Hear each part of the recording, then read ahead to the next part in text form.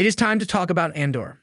Spoiler alert, this is definitely one of the best live-action content from the Star Wars universe. Let's do this.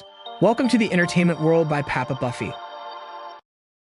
I am going to share my perspective on the Andor series, so if you haven't watched it yet, I highly recommend you to do so. And be careful, there will be spoilers. Andor is for sure one, if not the best live-action series. Don't get me wrong, I like The Mandalorian, but we can say that it was somewhat easier to make as one of its main pillars is fan service. Andor has taken the narrative to another level and brought freshness to Star Wars. The strength of the series relies on Tony Gilroy's script. He said in a few interviews about the story potential of the Star Wars universe.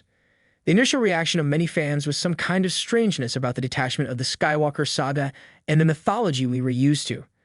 It is safe to say now that the strangeness disappears in Episode 1 as we connect with this new narrative and explore new areas and stories of the far, far away galaxy. There are several fan services through your episodes, but they are just details and don't influence our experience. In Andor Season 1, we get a glance at the setting of the Empire, with the rise of the Empire and how they use fear and war to grow their power. And also the rebels before the rebellion becomes what we know, showing the challenges they face on many levels, including how to finance the activities secretly. We also see the other side, how the Empire tries to deal with the emerging growth of the rebellion, managing oppression and using fear to dominate the galaxy, which will be more prevalent in the future with the Death Star. Tony Gilroy does a great job of making bureaucracy and politics something fascinating, in a similar way as other amazing political series did in the past, like Netflix's House of Cards. This isn't a coincidence, as the creator of the series creators wrote several episodes of Andor. Andor, we see elements from sci-fi mixed with politics, classic spy, and heist movies in an integrated way. One of the strengths of Andor's script is to mix different genres, something that is in the origins of the most famous pop culture universe. Key elements are built and evolve. For example, Ferric started as an almost unknown planet without an official Empire occupation and becomes one of the greatest planets in the Star Wars story and the spark that will change and ignite the rebellion. This evolution can be seen in the characters and also the symbolism. For example, the drummer that in the beginning acted as the alarm that guides the workers in the last episode guide the rebellion against the oppressors.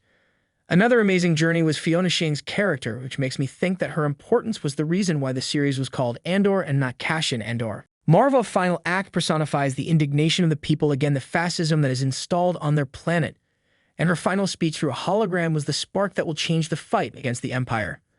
Once again, Star Wars made a brilliant job of giving meaningful emotion to characters that you don't expect. How B2EMO reacted when Marva died was emotional. The confusion of the elder robot on knowing what death is but still not being able to process the loss, and the fact that his owner is not returning was incredible. As powerful as any action scene, it is what it is not shown, what happened off-camera. The amazing acting from Adria Arjona was amazing and makes us think and imagine all the horrible torture that Bix Callan suffered under the Empire. The 3 episodes around Marquina 5 is a spectacular events, like the classic prison movies from the 70s. It not only gives us intense scenes, but also criticizes how prisons are built to take out the humanity from who is there and exploit the prisoners.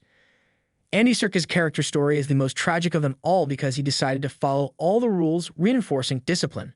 But he finds out that it was all a lie, and even more tragic, at the end of the prison rebellion, we learn that he would never be able to escape as he did not know how to swim.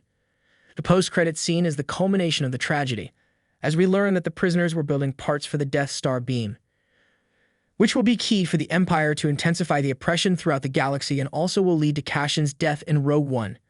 I cannot wait for Season 2. The shooting already started and will continue through August 2023. Comment below your thoughts on Andor Season 1 and which is this year's best series. Like, share, comment, and subscribe to stay up to date with everything that happens in the entertainment world.